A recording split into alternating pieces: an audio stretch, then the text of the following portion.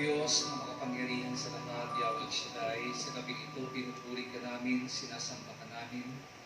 Ikaw ang Diyos na mabuti at tapat sa aming lahat. Ikaw ang Diyos na nag-iimala. Ikaw ang Diyos na walang imposible sa iyo. Sa gabing ito, muli naririto kami sa iyong harapan at inaamin namin na hindi kami karapat-dapat at kung wala kayo sa buhay namin, wala kaming magagawa. Pabutin mo ang iyong mga anak na pumarito ngayong gabi sa kabila ng masugid na panahon. Nandito sila. Pagpalain mo ang bawat isa, especially Lord, ang sino mang may sakit na nandito ngayon. Tipuin mo mula ulo hanggang kalampakan at pagalingin ang magkaramdaman.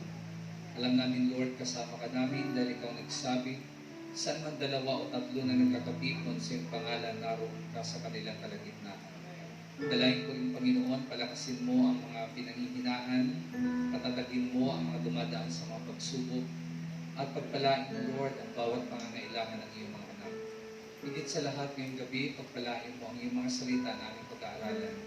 Patuloy kayong mangusap sa amin, buksan mo aming puso, buksan mo aming isipan, bigyan kami ng mababang kalooban upang aming tanggapin ang iyong salita.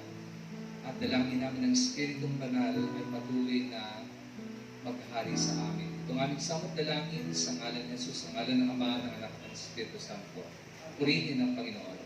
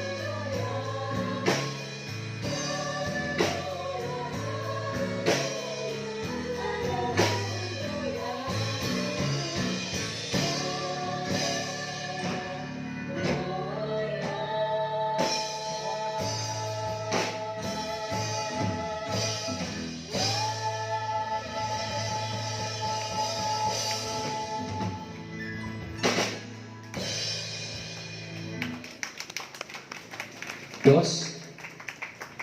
Hallelujah.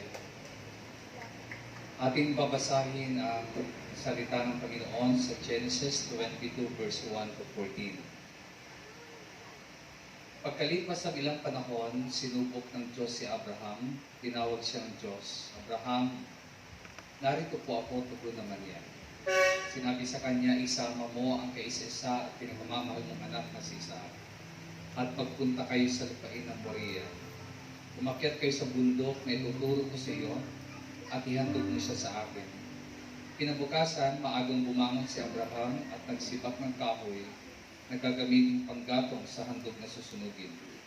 Inihanda niya ang asno at umalis kasama si Isaac at ang dalawang aliping lalaki papunta sa lugar na sinabi ng Diyos sa kanya. Nang ikatlong araw ng paglalakbay, natanaw na nila ang dakong kanilang pupuntahan. Kaya't sinabi ni Abraham sa kanyang mga alipin, bantayan niyo rito ang asno at kami na lamang ng bata ang aakyat sa bundok.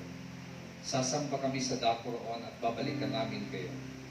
Ipinapasa ni Abraham kay Isaac ang kahoy na panggatong, dala naman niyang apoy at patalin, at magkasama silang lumakad. Tinawag ni Isaac ang pansin ng ama, Ama, ano yun anak, tugon ni Abraham? Meron na tayong apoy at panggatong, ngunit nasaan ang tupang ihahandog? Tanong ni Isaac. Sumagot si Abraham, Anak, ang Diyos ang magbibigay niyo, kaya't nagpatuloy sila sa paglakad. Pagsapit nila sa lugar na tinuro ng Diyos, gumawa ng altar si Abraham. Inayos niya sa ibabaw nito ang panggatong at inihiga si Isaac matapos tapusin. Nang sasaksakin na niya ang bata, tinawag siya ng anghel ni Yahweh at mula sa langit ay sinabi, Abraham, Abraham. Narito po ako, sagot ni Abraham. Sinabi ng anghel, huwag mong patayin ang bata, huwag mo siyang saktan. Natitiyak ko ngayong handa kang sumunod sa Diyos, sapagkat hindi mo pinagkait sa kanya ang kaisa sa mong anak. Paglingon niya ay may nakita siyang isang lalaking tupa na ang mga sungay ay nakasabit sa mga sanga ng kahoy. Itong kinuha ni Abraham at inihandog sa salip ng kanyang anak. Kaya't ang lugar na iyon ay tinawag ni Abraham na si Yahweh ang nagkakaloob at magpahanggang ngayon. Sinasabi ng mga tao sa bundok ni Yahweh ay may nakalaan. Mga magulang at kapatid, ito po ang mga salita ng Panginoon. Salamat sa Diyos. Palagpakan natin ang Diyos, purihin ang Panginoon, praise God, praise God. Hallelujah. Kakaupo na tayo mga kapatid. Malamig na gabi sa inyong lahat. At bago ako mag-start sa ating topic, gusto ko lang i-announce na ito yung last nating gawain ngayong taon. So, ang susunod nating gawain ay next year na. So, that would be January 4, ang start ng gawain. Pag-resume tayo. So, starting next week, wala na tayong gawain. No? At yan po ang mga dalawang linggo tayong titigil. No? So, dalawang Friday, walang gawain dito. Baka pumunta kayo dito. Wala kayong, baka maabutan nyo ako lang sa Brother Ed. So mga kapatid, wala tayong gawain next Friday at the other Friday. So mag-re-resume ang gawain next year, 2021. Amen? So sa iba sa inyo, see you next year. Pero bukas, sa mga workers at mga manggagawa natin na meron tayong fellowship sa ating mga manggagawa. Now, ngayong gabi mga kapatid, ang ating binasa ay marami sa atin marahil ay familiar sa passage na ito. Marahil maraming beses nyo na itong napakinggan. Pero alam nyo, ang salita ng Diyos ay palaging sariwa. Ito ang pagkakaiba ng Bible sa ibang libro. Kasi ang ibang libro, madali nating pagsawaan. Ang mensahe ay yun at yun na kung ulitin mo. Pero ang Bible iba. Kasi every time na babasahin mo kahit the same passage pa yun, may bago siyang revelation, may bago siyang conviction sa ating lahat. Amen? So, binasa natin ay from Genesis 22, verse 1 to 14, na kung saan si Abraham ay sinubok ng Diyos na ihandog ang kanyang kaisa-isang anak. Pamamagatan natin ang ating topic ngayong gabi ng Passing the Test. Passing the Test. Ang key verse natin ay yung verse 1 to 2 na mababasa natin sa English Bible. Sabi dito, "Sometime later, God tested Abraham. He said to him, 'Abraham, here I am,' he replied. Then God said, 'Take your son, your only son, Isaac, whom you love, and go to the region of Moriah. Sacrifice him there as a burnt offering on one of the mountains I will tell you about.'" So mapapansin natin, ang word na ginamit dyan ng Panginoon ay yung word na test. God tested Abraham. Mga kapatid, sa totoo lang, kung kayo tatanungin, gusto niyo ng test, sigurado akong sagutin niyo ayaw niyo. Ayaw natin ng test. Amen? Ang may gusto lang ng test palagi yung teacher at yung mga estudyante na handa at nag-aral. Pero kadalasan tayo, ayaw natin ng test. Amen? Pero sa buhay, handa ka man o hindi, ipetest ka. Ulitin ko, sa buhay, handa ka man o hindi, ipetest ka. Amen? Personally, naniniwala ko that life is full of tests. Ang buhay, punong-puno ng mga pagsusulit, punong-puno ng pagsubok. Alam niyo, nung nagtapos ako ng kolehiyo, when I finished my college years, I was glad, I rejoiced, kasi I felt na, I was thinking na at last, free na ako sa mga test. And I would never have to take another one. Iniisip ko, di na ako magte-test. But I discovered, after graduating, that I was just really starting a time of testing. Alam niyo, ang pagsubok, ang pagsusulit, hindi pala nagtatapos sa pag-aaral lang. Kundi, every day of your life, may testing, may test. In every stage of life, there are tests. Naniniwala kayo? Sa bawat stage ng buhay, sa bawat yugto ng buhay, mayroong test. Amen? There are tests as children, there are tests as adults, may test sa mga bata, may test sa mga matatanda. Pag nag-asawa ka, mas maraming test ang haharapin mo. Amen? Kaya nga, may kasabihan na marriage is not a process. Ang pag-aasawa ay hindi yan masarap lang. No? Maraming test dyan. Kaya nga, totoo yung kasabihan na love is blind, but marriage is an eye-opener. Amen? Love is blind, but marriage is an eye-opener. Amen? Ang pag-ibig daw, bulag. Pag umiibig ka sa tao, di mo nakikita yung kapintasan niya. Pero pag nagpakasal ka na, doon mo na makikita ang di mo nakikita. Kaya eye-opener. Amen? Mga kapatid, lahat po tayo ay dumadaan sa test. Bata ka, i-test ka. Matanda ka, i-test ka. Pag nag-asawa ka, mas lalong maraming test. Pag nagkaroon ka ng mga anak, a whole new set of tests will arise. Panibagong pagsubok. Amen? No matter which way we turn, we find ourselves being tested. Palagi nating matatagpo ng sarili natin na mayroong mga test. And many are failing the test. Marami ang hindi pumapasa. Marami ang bumabagsak sa test. Kaya nga maraming naghihiwalay. Maraming nawawasak na pamilya. Maraming taong walang direksyon ng buhay. Maraming taong lumulubog sa kasalanan. Bakit? Nag-fail sila sa test. Amen?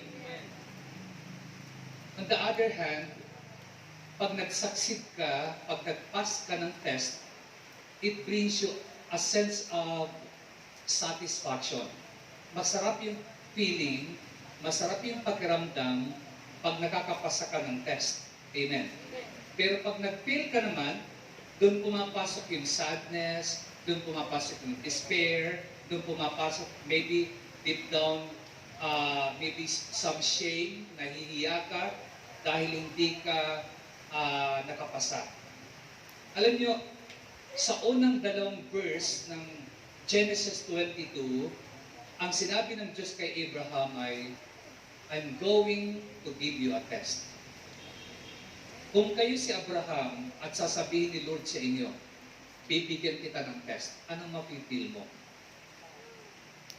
Matutuwa ka ba na may test? May test ngayon. No? Kadalasan pag may difficulties, kadalasan pag may trials, pag may test, kaya di ba, minsan sinabi ko, ang demonyo, tinetempt tayo para ilabas yung worst sa atin. Pero ang Diyos, tinetest tayo para ilabas yung best sa atin. Amen? Mga kapatid, kadalasan, pag tayo ay may mga difficulties, pag may mga test, may apat na pumapasok sa ating isipan. Una, ang test na ito ay unreasonable. Pangalawa, ang test na ito ay untimely.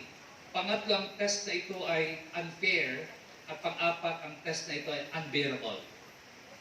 Kadalasan yun ang pumapasok sa isip natin. Pag may difficulties, pag may trials, pag may testings, sasabihin natin, unreasonable naman ito. Bakit, Lord? Anong dahilan? Bakit? Parang walang dahilan. Bakit? Pangalawa, untimely.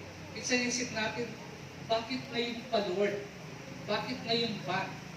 Kung kailan ako naglilingkod na sa iyo, kung kailan ako andito sa gawain mo, bakit ngayon pa may test? Amen? Bakit ngayon pa na okay na kami mag-asawa? Bakit ngayon pa pumasok yung test? Amen?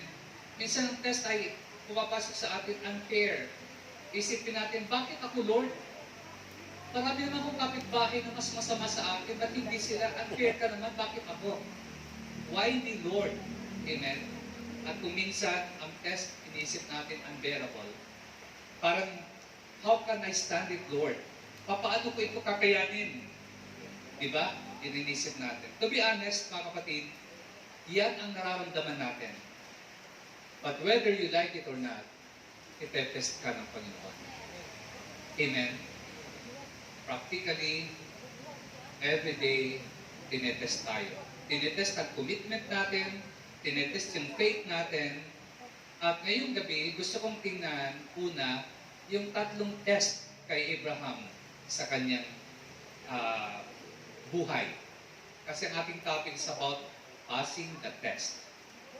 Papaano ka papasa sa test ni Lord? Okay, ito yung tatlo na test ng Diyos kay Abraham. Number one, a test of obedience. A test of obedience. Ang unang pagsubok kay Abraham ay ang pagsubok sa pagsunod. The first one is a test of obedience. Right after God told Abraham to go to Moriah and sacrifice his son, ang sumunod na verse, sa verse 3, ang sabi doon, so Abraham rose early in the morning and saddled his donkey. Sabi ng Bible sa verse 3 ng Genesis 22, nang sinabi ni Lord kay Abraham na ihandog mong yung anak, agad sumunod si Abraham. The next day, nag-prepare siya kaagad. Gumising siya ng maaga para maghanda. Kung tutusin, yun po ay, kumbaga, mahirap tanggapin. No? Pero sabi ng Bible, Abraham rose early in the morning and saddled his donkey. Maaga siyang gumising at inihanda niyang kanyang donkey na sasakyan. Sasakyan nilang mag-ama at sasakyan ng dalawa niyang servant. Alam niyo, test of obedience to. Kasi, makinig kayo, isa sa pinaka-greatest blessing ng buhay ay ang anak. Naniniwala kayo? Isa sa pinaka-greatest blessing ng buhay ay ang mga anak. Amen. At ang isa din sa pinaka-greatest tragedy ng buhay ay ang mawalan ka ng anak. Amen? Ang pinaka-devastating tragedy sa buhay ng isang tao yung mamatayan ka ng anak. And that's exactly ang mangyayari dyan sa pinapagawa ng Diyos kay Abraham. Isasacrifice yung kanyang anak. Amen? Alam niyo, bakit pinaka-devastating tragedy ang mamatayan ka ng anak? Kasi bilang tao, ine-expect natin na mawawalan tayo ng magulang at some point in life. Diba? Expected na yun eh. Na tayo mga tao, mga anak, at some point in life, ang ating mga magulang mawawala. Pero mga kapatid, never na pumasok sa isipan natin na magulang na mauunang ating mga anak mawala sa atin. Kaya nga may kasabihan na hindi magulang ang maglilibing sa anak. Ang anak ang maglilibing sa magulang. Amen? Ibig sabihin, mahirap tanggapin sa isang magulang na mawawalan ka ng anak. Amen? Any mother or father would rather suffer themselves than watch their children suffer. Kahit sinong nanay at tatay, mas pipiliin mo pa na ikaw mag-suffer kaysa ang mga anak mo. Tama po ba? Sa mga anak na wala pa, hindi pa kayo magulang, hindi nyo pa maiintindihan yan. Pero sa mga parents na katulad ko, nakaka-intindi kayo, nakaka-relate kayo, na mas gugustuhin nyo pang mag-suffer kayo, wag lang ang inyong mga anak. Amen. Mga kapatid, pero ang utos ng Diyos kay Abraham ay ihandog ang kanyang anak. Na kung ako si Abraham, and God had told me, I want you to sacrifice your son, iisipin kong lahat ng possible reasons para hindi sumunod. Iisipin kong lahat ng possible excuse or excuses para hindi ako sumunod. Amen? Lahat ng dahilan ilalabas ko para hindi ituloy ng Diyos ang pinapagawa niya sa akin. Di ba gano'n naman talaga tayo? Pag tayo ay ayaw sumunod, lahat ng dahilan ilalatag natin. Tama po ba? Ilalabas natin. Amen? Ganoon naman talaga tayong tao. Pag sinabi ni Lord, talikuran mo na yan, na hindi tama mong ginagawa, sasabihin ng tao, Lord, ito na nga lang yung kaligayahan ko. Diba? Talikuran mo yung mali mong ginagawa, ano sasabihin mo? Lord, maunawaan mo naman ako, tao lang ako. Kung ako si Abraham, lahat ng possible reasons nang sabihin ng Diyos sa kanya na ihandog mong yung anak, gagawin ko. Kasi ang ibig sabihin ng ihandog, susunugin yon, papatayin yon. Amen? And I'm sure Abraham had some good arguments that he could have used. Meron sa mga magagandang dahilan, may mga magandang argument siya na pwede niyang gamitin. Pwede niyang sabihin, Lord, nakalimutan mo na ba? 100 taon na ako nung ipinanganak si Abraham ng asawa ko. 100 years old na ako at si Sarah ay 90. At pwedeng sabihin ng Diyos, di ba Lord, nag-promise ka na sa pamagitan ng seed ko, ang buong bansa sa mundo ay i-bless mo. Genesis 12 verse 1 to 3. Di ba sinabi ng Diyos yun? Pwedeng ito ang ilabas ni Abraham na arguments. At pwedeng sabihin, Lord, Ama, si Isaac bata pa, wala pa siya mga anak, paano dadami ang binhi ko? Sabi mo, magiging kasing dami ng bituin sa kalawakan at buhangin sa dalampasigan ng lahi ko. Pero, bakit mo hinihingi? Bakit kailangan ko ihandog? Bakit kailangan ko patayin? Alam nyo, Abraham could have used some very strong arguments to try to change God's mind, but he didn't. Hindi niya ginawa yun. He simply saddled his donkey and started to obey God. Sumunod siya. Kaya ang unang test dito ay test of obedience. Sa panahon natin ngayon, mahirap intindihin yung salitang obedience. Alam niyo kung bakit? Dahil mayroong tinatawag kayo na optional obedience. Ano ibig sabihin ng optional obedience? Palagi kang may choice. Palagi kang may pagpipilian. Palagi kang may option. Karamihan ng tao ngayon, palaging mayroong pagpipilian. And we have a difficult time with that word obedience. Every time na may mag-issue ng command sa atin, kaagad-agad mag-iisip tayo ng reasons why we don't have to obey that command. Di ba? Amen? Kapag may ini-issue na command, palagi tayong may ilalabas na dahilan para hindi tayo sumunod sa command na yon. Amen po ba? At alam niyo sa panahon ngayon, kaya sinasabing optional obedience, maraming lumalabag sa batas pero hindi natukulong. May mga kriminal na nag-commit ng crimes pero hindi napaparusahan. May mga bata sa school na pasaway pero hindi pwedeng paluin ng teacher. Di ba? Kasi bawal. May mga magulang na very lenient sa kanilang mga anak at hindi sila tinutuwid. So we tend to feel that we have optional obedience. Amen? We don't have to obey if we don't want to. Hindi natin kailang sumunod kung ayaw natin. Optional obedience. Amen? Ang bottom line ito. Ito ang bottom line. We try to convince ourselves that God is just like us at hindi siya magpapunish kung ayaw natin sumunod. Kasi ang mga tao sa mundo, minsan hindi magpapunish siya kapag di ka sumunod. Nakakalusot ka. Kaya ang bottom line, we try to convince ourselves that God is just like us at kapag sumuway tayo, hindi siya magpapunish sa atin. Amen? Iniisip natin, mabait naman ang Diyos, kaya hindi niya ako parusahan pag sumuway ako. Pinapaniwala natin ang ating sarili na okay lang na di sumunod kasi hindi naman mahigpit ang Diyos. Pag may iniutos si Lord, sasabihin natin, pwede kong gawin, pwede hindi ko rin gawin. Hindi naman ako parusahan ng Diyos. Mga kapatid, nagkakamali tayo. Nagkakamali tayo dahil ang Diyos ay hindi nagtutolerate.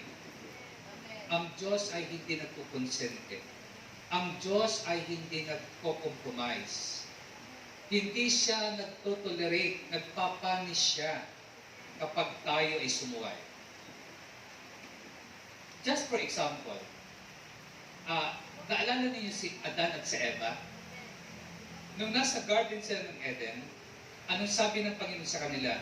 Huwag niyong kakainin ang bunga ng punong kahoy na yan, the fruit of the tree of knowledge of good and evil. By the way, baka ang iniisip ninyo palagi ay mansanas yung puno na yon. Kasi nung unang alam natin noon, mansanas. No. Walang sinabi ang Bible na mansanas ang kinain nila Adan at ni Eva. Ang sinabi ng Bible, fruit siya ng tree of knowledge of good and evil. Bunga siya ng punong kahoy ng kaalaman sa tama at mabuti. Ibig sabihin, once kinain nila yon, malalaman na nila kung ano yung kasalanan. Pero nung di pa sila kumakain nun, lahat kabutihan ng kanilang ginagawa. Amen? So when God spoke to Adam and Eve, na huwag kayong kumain, ano nangyari? They disobeyed. Sumuway sila. At dahil doon pinalaya sila sa paraiso, naghirap sila. Kailangan ni Adan magtrabaho para makakain ng kanyang pamilya. Diba? Kaya nga, bakit sinasabi, by the sweat of your brow you will eat. Sa pawis mo kakain ka. Ibig sabihin yan, kasi nung unang panahon, hindi mo magpapawisan, may supply na ang Diyos. Ngayon, mga kapatid, kailangan mong pagtrabahuan. Yan ang punishment ng kasalanan ni Adan at Eva. At sabi ng Diyos, no, ikaw, Eva, sa panganganak mo maghihirap ka. Kaya may kasabihan, ang babae pag nanganganak, ang isang paa nasa hukay. Amen? Yan po ay mga consequences. Nagpapanish si Lord kapag hindi tayo sumusunod sa kanyang utos.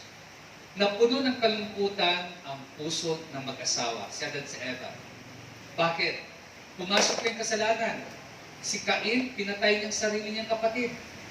Mga anak nila nagpatayan. Diba? Yan po ang punishment, mga kapatid. Si Jonah, nalala niyo nung sumuway siya. Anong ginawa ng Diyos? Nagpadala ng malaking isda para lamunin siya. Hindi lang siyang ginuya. No? Nilunok lang siya. 3 days, nasa loob siya ng belly ng isda. Amen? Ang mga Israelites, sumuway sila sa 10 Commandments. Anong nangyari sa kanila? Karamihan sa kanila namatay sa wilderness at hindi nakapasok sa lupang pangako. Ang iba sa kanila sinakop ng mga malulupit na bansa katulad ng Babylon, ng Assyria. Bakit? Punishment ng kanyang pagsuway. Si Jesus dumating at ang sabi ni Lord, I give you a new commandment. Love God and love one another with all your heart and soul and mind and strength. Ibigin mo ang Diyos, pakalawa ang iyong kapwa. Pero maraming tao sumusuway. Amen? Ang iniibig lang natin, ang umiibig sa atin. Mga kapatid, kung tatanungin ko kayo, if God were testing your obedience, how would you do? Kung kayo ay susubukin ng Diyos sa larangan ng pagsunod, anong gagawin niyo? Susunod ba kayo? Alam niyo, si Abraham, nakakuha siya ng flat 1 sa test na yun. Flat 1, 1.0. Amen? Nakapasa siya sa test. Amen? Abraham did exactly what God asked him to do. Ginawa niya. Alam niyo, ang pagsunod, yung agad mo ginagawa ang sinabi ng Diyos. Hindi pagsunod yung sasabihin mo sa kanilang, darating din ako dyan, iiwanan ko din yan. Amen. Hindi pagsunod yun, meron nga nagsabi, instant obedience is the only kind of obedience there is. Delayed obedience is disobedience. Whoever strives to withdraw from obedience withdraws from grace. Sabi dito, ang pagsunod daw kaagad, yun lang ang pagsunod na sinasabi ng Diyos. Kasi ang delayed obedience ay disobedience. Amen? Kaya nga, ang tunay na pagsunod, yung sumusunod ka kaagad. Hindi yung pagsunod yung sasabi mo, mamaya na. Diba? Minsan ganun mga tao, utusan mo anak mo, mamaya na lang, teka lang, kunya na.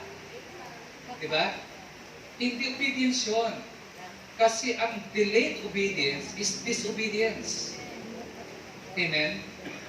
At ang umaayaw daw sa pagsunod ay umaayaw sa biyaya. Anybody withdrew from obedience, withdrew from grace. Amen? So yan ang unang test kay Abraham. The test of obedience. Kaya may mga test sa buhay natin, tinetest tayo sa pagsunod. Maniwala kayo sa akin. Araw-araw, mayroong mga test sunod sa inyo sa pagsunod. Amen? Mayroon siyang sinasabi at tinetest ka kung susunod ka o hindi. Number 2, na test kay Abraham, a test of self-denial. A test of self-denial. Test number 2 is a test of self-denial. This is also a hard thing for us to accept today. Mahirap tanggapin to, yung self-denial. Tingnan nyo ha, nakinig si Abraham at maliwanag yung sinabi ng Diyos. Ang sabi ng Diyos kay Abraham, Abraham, take your son, your only son, the son whom you love, Isaac. Manunotice ninyo, 3 times binanggit dyan yung word na son. Ano notice niyo? 3 times binanggit yung word na son. Abraham, take your son, your only son, the son whom you love, Isaac. Alam niyo, bakit 3 times binanggit yung son? Bakit hindi na lang tupa? Bakit hindi na lang baka? Bakit hindi na lang kambing? Bakit hindi na lang baktin? Amen? Bakit si Isaac pa? Marami namang tupa.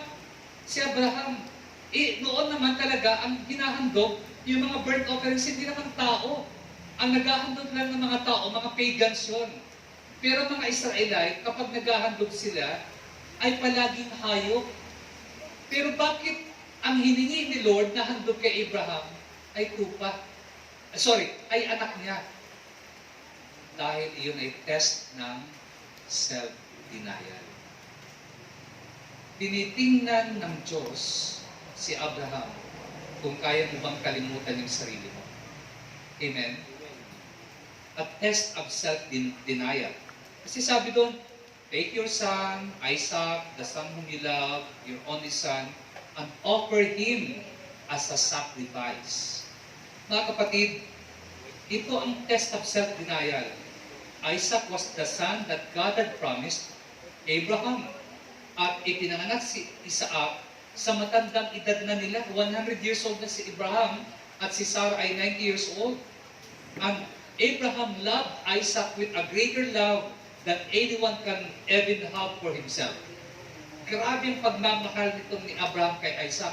Dahil only son to na promise. Although nagkaroon siya ng anak kay Hagar, yung servant, pero hindi yun ang promised son. Si Ismael hindi ng promised son. Ang promised son ay si Isaac. Dahil si Isaac ang panggagalingan ng chosen nation. Ang Israel, galing yan kay Isaac. Ang galing kay Ismael, sino yun? Ang mga Arab countries. Amen? Kaya mga kapatid, alam niyo, tayo mga tatay, sinong tatay dito? Taas ang kamay. Ang iba magiging tatay pala. Tayo mga tatay, sasabihin natin handa tayong mag-suffer para sa pamilya. Amen. Tama? Mali? Tama. Tama. Tayo mga tatay, sasabihin natin in a macho way na handa ko mag-suffer para sa ating pamilya. Totoo yun. We would. Totoo yun. Handa tayo mag-suffer para sa ating pamilya. Pero hindi tayo handa na tingnan ang ating pamilya na nagsasuffer. Tama? Handa tayo mag-suffer para sa ating mga anak, pero hindi tayo handang tingnan sila na may cancer, na may leukemia, na dying sila. Di natin kaya yon. Amen? Mga kapatid, and God is asking Abraham to do the hardest thing possible. Take your son, your flesh and blood, that son whom you love, and offer him to me. Yung dugot laman mo, i-sacrifice mo, ihandog mo siya sa akin, ibalik mo siya sa akin. Alam nyo, nabubuhay tayo ngayon sa push-button society. Pag sabing push-button society, wherein lahat ng conveniences ay nasa fingertips natin. Ano ibig kong sabihin? Na nabubuhay tayo sa push-button society. Isang pindot lang, andyan yung gusto natin. Isang password lang, andyan yung gusto natin. Isang swipe lang, andyan yung gusto natin. Amen? Kaya maraming tao, di ba sabi ko dati, ang daming tao nagsasign and wonder.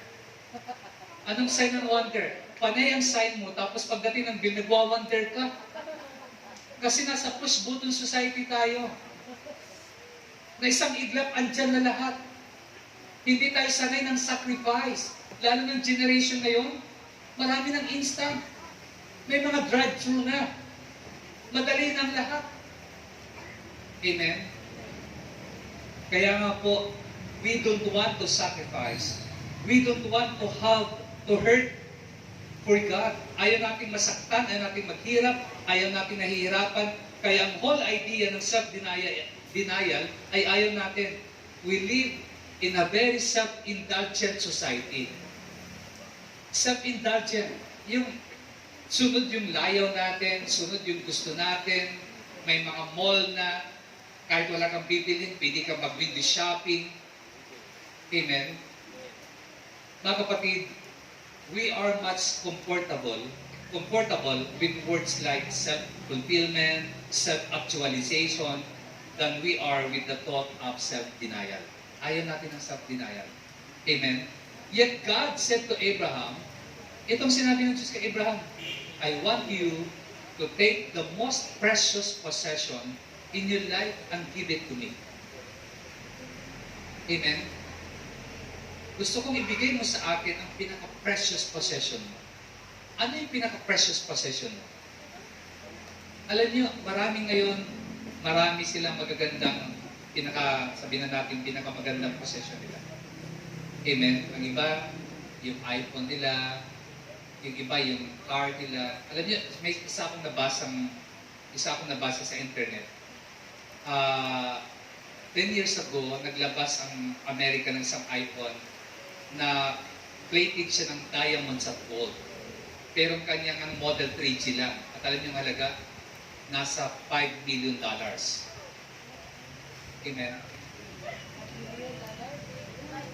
Sa mga tao, yan ang precious possession nila. Pero alam niyo yung pinaka-precious possession natin, sabi ko nga kanina, yung family mo. Yung anak mo. Amen? Kasi iiwan ka ng lahat, maniwala kayo, kahit mga barkada, darating time ang barkada mo, iiwan ka. Pero ang magulang mo, kahit kailan, yan ang makakasama mo. Amen! Amen? Yung pamilya mo. Yun ang hindi iiwan sa'yo. Yan ang precious possession mo. At dito, hiningi ng Diyos kay Abraham yung pinaka-precious possession niya, ang kanyang anak. Mga kapatid, ito ay test. Pag kaya mong kalimutan ang sarili mong gusto, alang-alang sa kagustuhan ng Diyos, meron kang self-denial. Ulitin ko. Amen. Kapag kaya mong magpatalo sa sarili mo para lang manalo ang Diyos, ibig sabihin may self-denial ka. Amen. Nalala ko yung isang movie, yung A Knight's Tale. Magandang movie ito.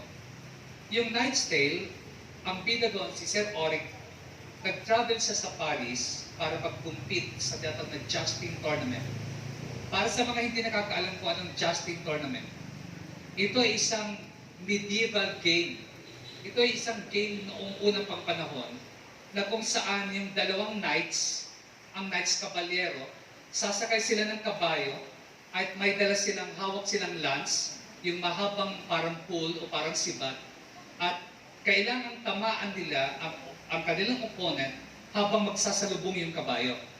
Siguro napipicture nyo. Yan ang jousting tournament.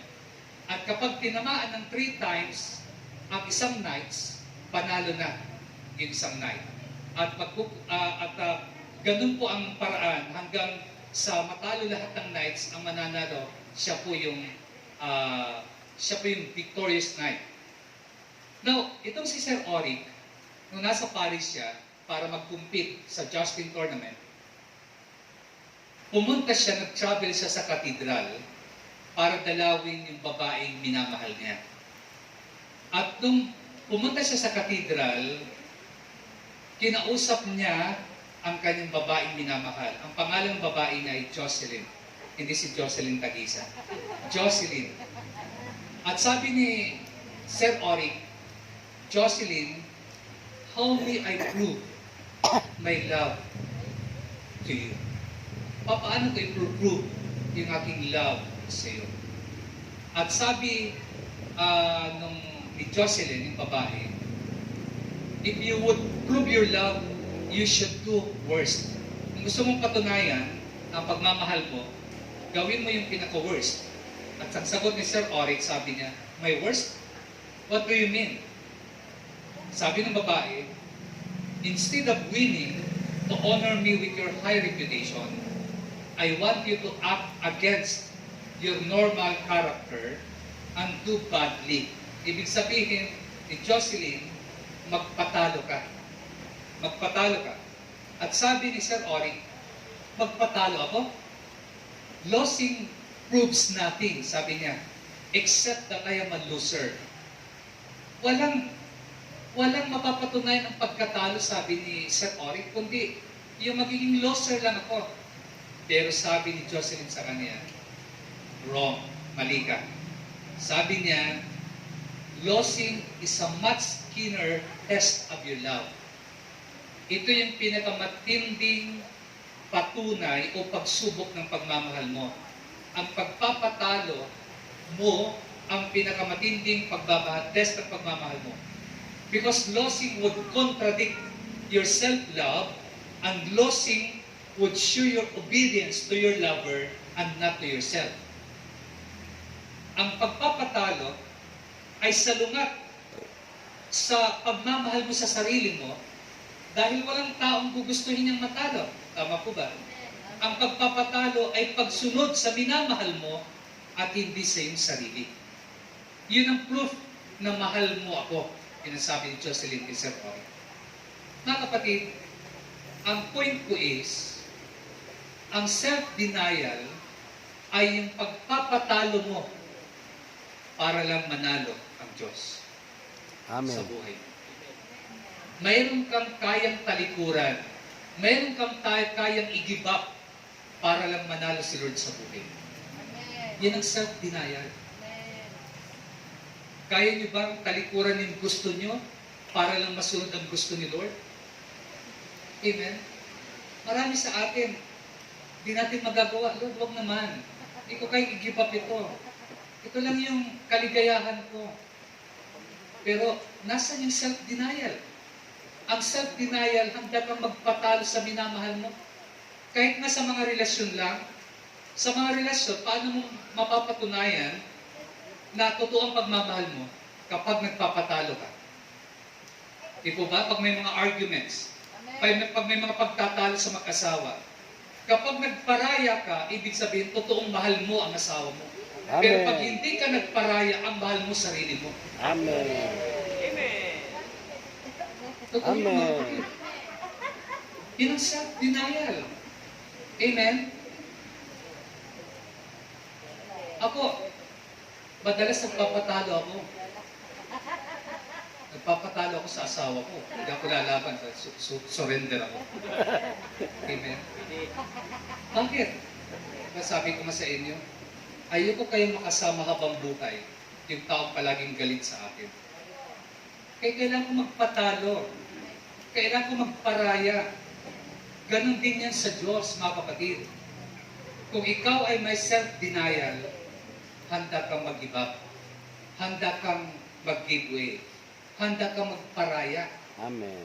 At yan po, si Abraham, handa niyang ibigay ang kanyang anak, yung precious possession niya, yung pinaka-importante sa kanya, para lang manalo ang Diyos, manalo ang kalooban ng Diyos. Amen. A test of self-denial.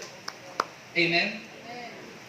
Sabi nga ng Bible, Luke 9:23, if anyone would come after me, he must deny himself and take up his cross and follow me.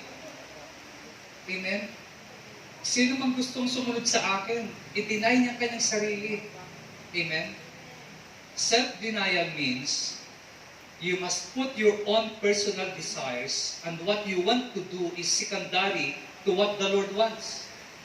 What God wants must come first in our lives, not what we want. Ang self-denial, itatabi mo yung gusto mo. Ang mauuna palagi ang gusto ng Diyos. Amen? Yan ang self-denial.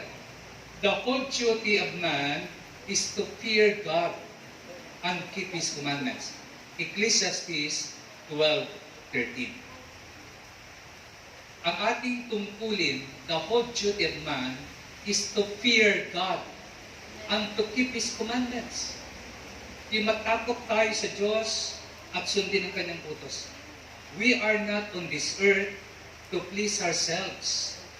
We are here to please God. Amen? Amen. Hindi tayo nasa mundo para i-please yung sarili natin. I-please ang Panginoon. Ano ba yung importante? Si Lord o yung gusto mo? Mga kapatid, naalala ko, binabasa ko ako isang tanghaling tapat, may isang babae na pumunta sa isang department store at ang kanyang baby na babae, 10-year-old baby niya, naiwan niya sa kotse sa parking lot. Nawala sa isip niya na ang kanyang anak, ang kanyang baby, na nandun sa kanyang upuan, di ba ang mga baby meron yung upuan na nilalagay doon sa sasakyan. Nakalimutan ko yung tawag dyan. Basta may mga ganun yan. Ilalagay siya sa upuan at nandun siya. Parang stroller, pero design siya para sa mga sasakyan. So, nakaupo yung kanyang baby. Nakalimutan niya, nadala pala yung baby niya. At after 1 hour, doon niya lang naalala na ang kanyang anak na iwan niya, 10 months old lang. The baby ay nasa parking lot. Ang init, 99 degrees Celsius. At alam niyo po, agad siyang tumakbo. After 1 hour, pagdating niya, nakita niya ang kanyang anak ay namumutla na at bumubula na yung kanyang bibig, yung bata. Kumbaga, nandun na sa life and death situation yun. So itong nanay, naghanap siya ng something na pwedeng hanger, na pwedeng matanggal lang yung lock ng kanyang door ng kotse niya para makuha niya. Nagpapanik niya siya. Kasi ang bata, bumubula na yung bibig. Nasa life and death situation na yun. Maya-maya, hindi niya magawa, may dumating na isang record driver. Yung mga record driver, may mga dalang truck na hihila sa mga bawal mag-park. No? Dumating, ang ginawa nitong record driver, kumuha siya ng martilyo, maso doon sa kanyang truck at binasag niya yung salamin, yung window ng kotse at kinuha niya yung bata. Nasave yung bata. Pero alam niyo ba, hindi pinuri yung driver na yon ng nanay. Nagalit pa yung nanay dahil nabasag yung salamin ng kanyang kotse. Ang tanong, sabi ng lalaki, ano bang importante sa iyo? Yung window o yung anak mo? Alam niyo, minsan ganun tayo. Ano bang importante sa atin? Yung gusto ng Diyos o yung gusto natin? Ang gusto natin, minsan magdudulot lang sa atin ng sakit yan. Di ba maraming tao gustong lumigay dahil malayo sa pamilya, nasa abroad? Naghanap ng kaligayahan, ano natagpuan? Kalungkutan. Amen? Di ba may mga ganun? Nagtrabaho na ng trabaho para magkaroon ng bahay. Nung marami na siyang pera, anong nawala? Yung kanyang may bahay. Amen? Tingnan niyo mga kapatid. Anong importante? Yung gusto natin, yung gusto ng Diyos. Alam niyo, pag ang gusto ng Diyos ang importante sa iyo, magugulat ka, maa-amaze ka. Dahil ang ibibigay niya sa iyo, mag-i-enjoy ka. Mapapakinabangan mo.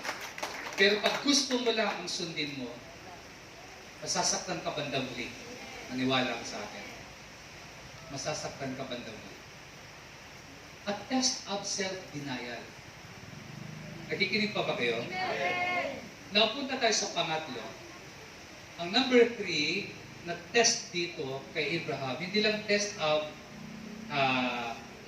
yung kanya sabi ko, test of obedience. Pangalawa, hindi lang test of self-denial. Ang pangatlo, a test of faith in God. A test of faith in God. Ang pangatlo ay test sa faith ni Abraham. Manunotice ninyo bakit faith dito. Sa verse 5. Anong sabi ng verse 5 ng Genesis 22? He said to his servants, sabi ni Abraham, stay here with the donkey while I and the boy go over there. We will worship and then we will come back to you. We will worship and then we will come back to you. Ang sabi ni Abraham sa kanyang dalawang servant, magpaiwan na kayo dito. Kami na lang ng boy ang pupunta doon sa bundok. By the way, baka kalain ninyo dahil boy bata si Isaac doon. Hindi. Alam nyo, noong unang panahon, sabi ng mga arguments, binasa ko sa commentary, nasa edad 30 years old na dito si Isaac. Kasi noong unang panahon, ang edad nila masyadong mataas. So, sa ibang translation, sa New King James Bible, hindi boy ang ginamit doon, kundi lad. Pag sabing lad, binata. Okay? Bachelor. At alam nyo, ang patunay na hindi bata ito si Isaac dito. Dahil nagpasan siya ng mga kahoy na panggatong. Hindi kayang pasanin ng bata ang mga panggatong. Amen? Nagpasan siya ng mga panggatong. At ngayon, makikita natin anong sabi ni Abraham. No? Gusto ko yung attitude dito ni Abraham. Pakinggan niyo ha. Alam niya at hindi pala alam ni Abraham kung anong mangyayari doon. Kasi ang sabi ng Diyos sa kanya, specific yung command ni Lord eh. Ihandog mo siya sa akin. Specific yung command at ang command na yon ay isacrifice ang kanyang anak. Papatayin. So ang sabi ni Abraham, I will do it, I will obey, and he knew exactly what the command to sacrifice meant. Alam niyo kung ano ibig sabihin ng sacrifice. Alam niya na si Isaac ay papatayin. Pero bakit niya sinabi sa verse 5 sa kanyang mga servant, we will go and worship, then we will come back to you. We, plural yon. Hindi sinabi ni Abraham, we will go to worship the living God on the Mount of Moriah, and I will come back to you. Hindi sinabi, I will come back. Ang sabi niya, we will come back to you. Babalik kami. Yun ang faith, mga kapatid. Yun ang pananampalataya. Kasi ang pananampalataya, kahit hindi mo naiintindihan, sigurado ka sa iyong pinaniniwalaan, Amen. sigurado ka sa iyong inaasahan. May pag-asa ka. Yes, Lord. Amen. Katulad ngayon, kung kayo ay may pananampalataya, hindi nyo titingnan yung bagyo, hindi titingnan nyo yung crisis, hindi nyo titingnan yung laman ng pitaka ninyo. Naniniwala kayo na may magagawa kayo sa gawain ng Diyos. May maitutulong kayo sa gawain ng Diyos. May pag-asa kayo. Hebrews 11:1, faith is the substance of things you do not see, and being certain of things you hope for. Amen. Ang pananampalataya daw ay paniniwala sa hindi mo nakikita at pagtitiwala sa magaganap na alam mong sigurado mangyayari. Amen. Si Abraham, ano yung faith niya? Kahit di niya alam kung ano mangyayari, pero sigurado siya, we will come back to you. Amen. Amen. Ang mga taong may pananampalataya, naniniwala sa 2021, ang buhay niya ay magiging maayos. Amen. Hallelujah. Sasagana ka ng buhay. Faith yun. Hindi mo naintindihan, hindi mo nakikita, pero naniniwala ka. Sabi ng Bible, according to your faith, it will be done unto you. Ino-honor ni Lord yung faith ng tao. Alala niyo yung babaeng dinudugo, sabi niya, mahawakan ko lang yung laylay ng damit ng Panginoon, gagaling ako. Nung nahawakan niya, gumaling siya. Amen. Marami naman nakadampi sa damit ni Jesus nung time na yun, dahil siksikan ng tao. Pero bakit hindi sila gumaling? Bakit yung babae lang gumaling? Sapagkat siya yung may faith, mga kapatid. Amen. Mga kapatid, alam niyo kung bakit gusto ko ito kay Abraham attitude? Kasi meron siyang tatag na childlike faith attitude. No question asked, the Lord will provide whatever the circumstances, whatever happens. Kahit mamatay si Isaac, ang Diyos magpuprovide. We will return. Amen? Kaya nga nung sabihin din ni Isaac sa kanya, Ama, may dala tayong paggato, may dala tayong apoy, pero nasan ni handog? Ano sabi ni Abraham? Anak, God will provide. Amen. Amen. Amen? God will provide. God will provide. Ngayong Pasko, di mo alam kung ano yung blessing sa iyo. God will God provide. will provide. Ang Amen. Diyos ang magkakaloob. Amen. Amen. The Lord. Makinig kayo. God will provide. A faith that cannot be tested is a faith that cannot be trusted. Ang isang pananampalataya na hindi sinusubok ay isang pananampalataya na hindi mapagkakatiwalaan. Niwala kayo sa akin. A faith that cannot be tested is a faith that cannot be trusted. Amen? Parang relationship yan. Ang relationship, binibuild yan ng trust. Amen. Once yung trust na is broken, ang relationship, huwag ka mag-expect na ganun pa rin. Pero, ganun po ang faith na hindi sinusubok, hindi yun mapagkakatiwalaan. Pero ang faith na sinubok, yun ang faith na mapagkakatiwalaan. Amen. Naalala ko yung isang kwento. May isang lalaki na uoperahan siya. Nung siya nasa operating table na, habang nakapalibot sa kanya yung surgeon, yung isang surgeon na in charge sa pag-opera sa kanya, at yung mga aid doon, yung mga nurse siguro na tutulong sa surgeon na yun. Nininervous tong lalaki. Nininervous siya.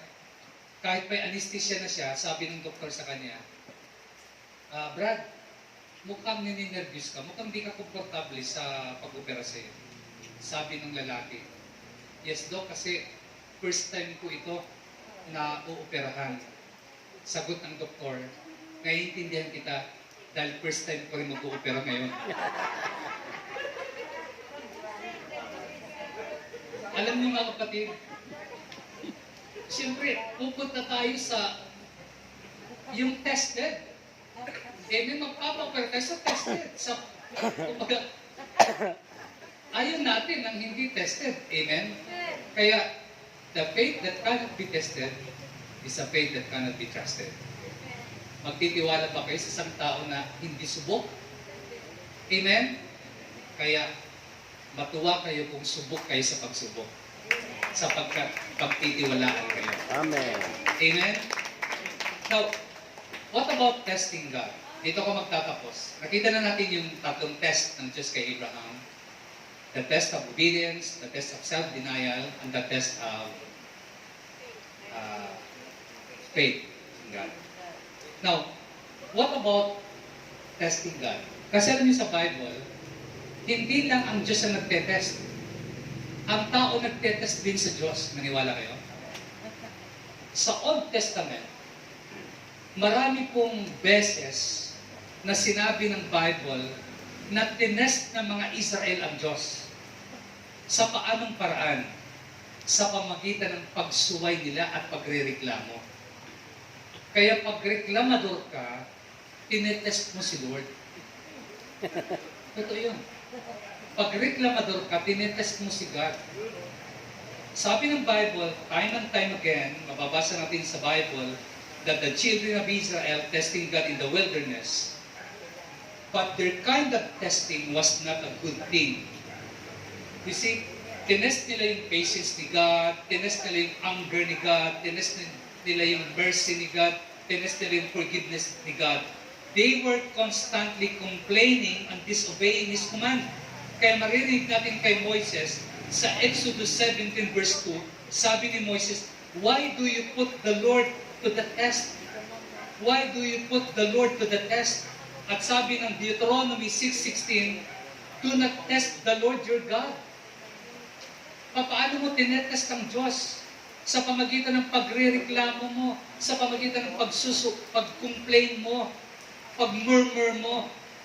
Amen? At narinig din natin yan sa labi ng Panginoon nung tinest siya ni Satanas, di ba? Every time na itetest siya ng demonyo ni Satanas, anong sinasabi ng Panginoon? Do not put the Lord your God, di ba, to the test.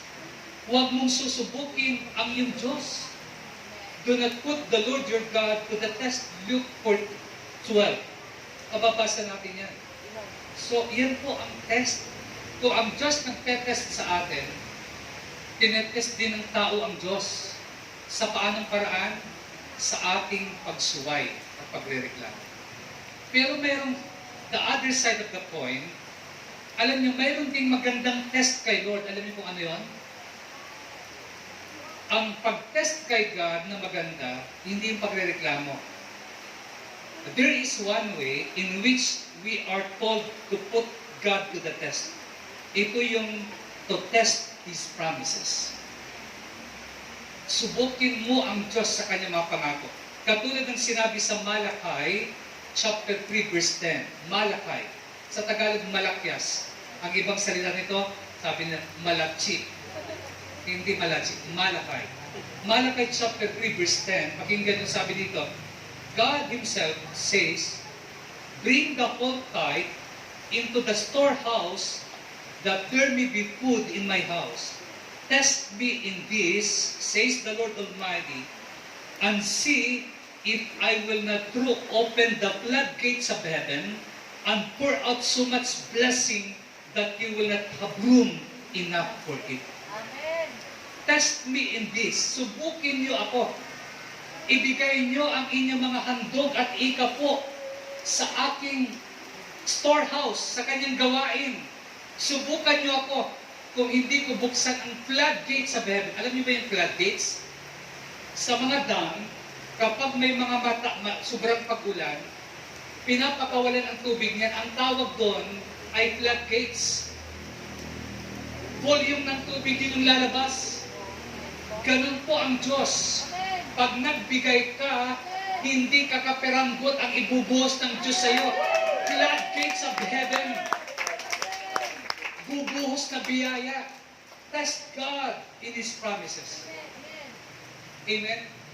Mga kapatid, dalhin niyo ng buong buo ang inyong mga ikasampung bahagi at hanggang sa tahanan ng Diyos upang matugunan ang pangangailangan sa aking tahanan.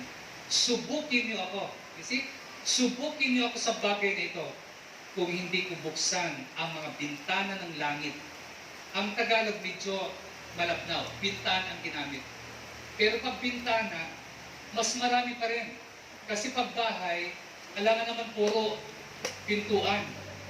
Mas maraming bintana sa pintuan. Amen. Amen? Amen.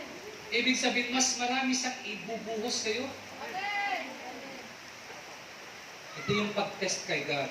Alam niyo po, nasubok niyo na ba nasubukin ng Diyos sa kanyang pangako? Amen. Amen. Ako, many times. Many times, tinest ko yung promise ni Lord. Kaya nga, ako at buong pamilya ko, nag-iikap po kami. Amen. Amen. Nag-iikap po kami, pati mga anak ko. Maliliit pa sila, tinuruan ko na silang mag-tithes. Bakit? Kasi na-test na namin ng Panginoon. Tapat siya sa kanyang pangako.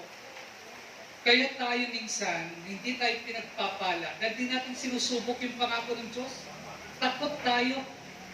Takot tayong magbigay. Ayaw natin ng rest. Ayaw natin ng challenge. Gusto lang natin tumanggap. Gusto lang natin palagi yung comfort zone tayo. Pero, hindi mo masusubok ang Diyos hanggat hindi mo ginagawa ang iniuutos niya. Amen? Nakikinig kayo? Amen. Maraming promise si Lord.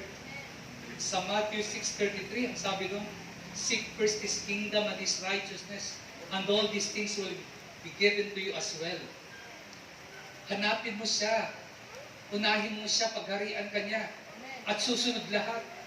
Amen. Alam niyo, totoo yan. Ako, proving ko yan. Nung inuna ko ang Diyos, lahat sumunod, pambayad ng bahay, pambayad ng kuryente, pambayad ng tuition fee, pambayad ng lahat. Sumunod kasi totoo ang Diyos sa kanyang mga pangako. Amen. Bakit hindi sumusunod ang lahat? Kasi hindi natin inuuna ang Diyos. Inuuna natin ang ating sarili. Ngayon nga lang dahil maulan, marami sa atin hindi pumunta Inuna yung matulog kasi malamig. Hindi ako nagko-condemn Hindi ako nagko-condemn. Hindi ko alam yung reasons nila. Pero, alam nyo, sabi ko nga, araw-araw tinetest tayo ni Lord. Tinetest yung ating obedience, tinetest yung ating self-denial, tinetest yung ating faith. So, dapat i-test din natin si Lord sa kanyang mga pangako. Tumayo tayong lahat, mga kapatid.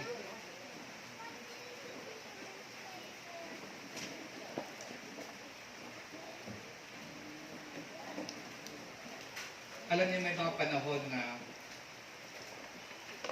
hindi natin feel yung mag-pray, hindi natin feel yung mag-worship kay God, kasi mayroon tayong mga nararamdamang hindi maganda. Pero ang pananampalataya, kahit hindi mo nafe-feel, hindi mo naiintindihan yung nararamdaman mo, gagawin mo pa rin para sa Panginoon. Alam niyo, si Abraham di niya naiintindihan kung bakit anak pa niya ang hinihingi ng Diyos. Pero kahit di niya naiintindihan, ibinigay pa rin niya kanyang anak. Amen. Mga kapatid, gusto kong ipikit ang inyong mata at iyong ulo. Sa awiting ito, na awitin nila, alam niyo, every time na naririnig ko yung awit na ito, nakaka-relate ako. Kasi, may mga time na hindi ko feel mag-pray. May mga time na hindi ko feel mag-worship kay God. Pero yan pala ang dapat na panahon na gawin mo yung dapat mong gawin para sa Panginoon. A test of obedience, a test of self-denial, and a test of faith in God. Si Paul at Silas, nung nasa kulungan sila, nilagi ko sila, sugatan sila, pero nag-worship na rin sila kay God. Hallelujah.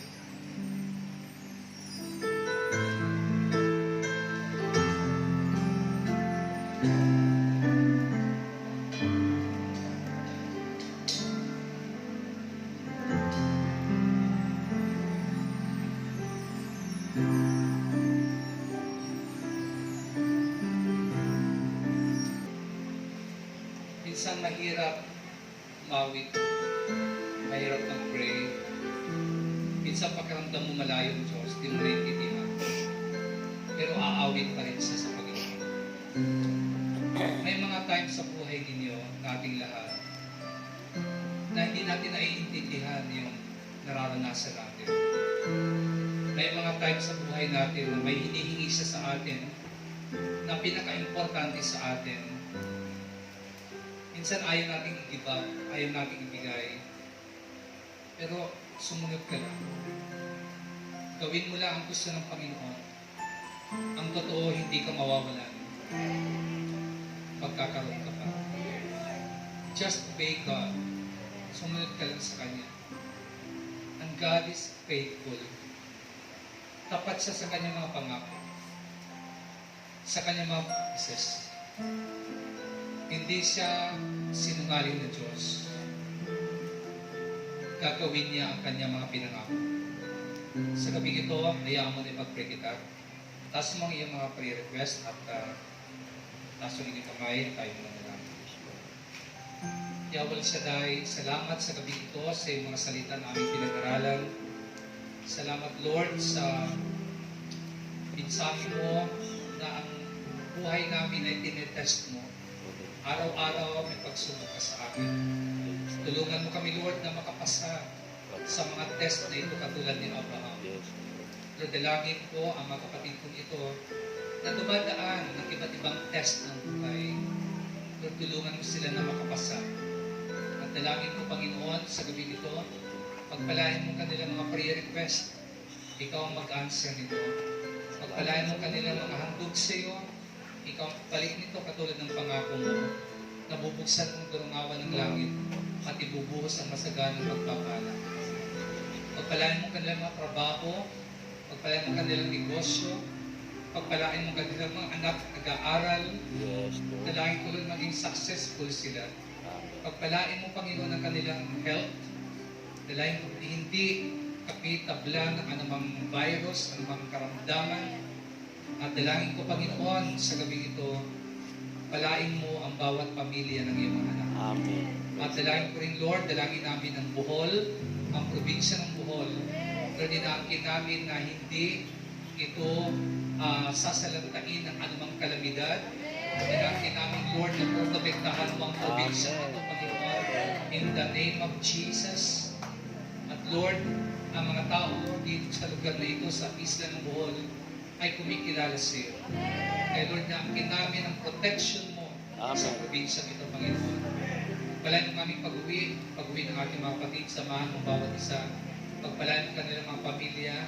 At dinangkin ko, Lord, ang blessing, ang prosperity ay ipagkakaloob mo sa kanila, hindi lang ngayong Pasko, maging pagkatapos ang Pasko, mararanasan ng iyong mga anak ang blessing galing sa iyo. Amen. In Jesus' name, Amen. Sa ngalan ng Ama, ng Anak at ng Espiritu Santo. Amen. Again,